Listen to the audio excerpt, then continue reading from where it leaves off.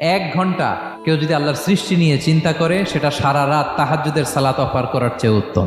আমরা অনেকে মনে করি শুধু তাসবিহ পড়াই ইবাদত, শুধু কোরআন তেলাওয়াতই মনে হয় ইবাদত, শুধু কিয়ামুল লাইল করা ইবাদত। কিন্তু বিশ্বনবীর সাহাবী, যিনি ইসলাম আমাদের চেয়ে ঢের বেশি বুঝেছেন, তিনি বলেন আল্লাহর এই সৃষ্টি শৈলী, এই সৃষ্টি নৈপুণ্য নিয়ে 1 ঘন্টা চিন্তা করা, ক্রিটিক্যাল থিঙ্কিং করা, সারা রাত নফল তাহাজ্জুদের চেয়েও সেরা। সূরা আলে ইমরানের 190 নম্বর আয়াতে আল্লাহ তাআলা বলেছেন, যারা আকাশ বাতাস পৃথিবী সৃষ্টি নিয়ে চিন্তা করে এবং সর্ব অবস্থায় আল্লাহ তাআলার জিকির করে এবং তারা তাফাক্কুর করে, ক্রিটিক্যাল থিঙ্কিং করে এবং তারা বলে মা খালাকতা হাযা বাতিলা, হে আল্লাহ তুমি অনর্থক কিছু সৃষ্টি করো নাই।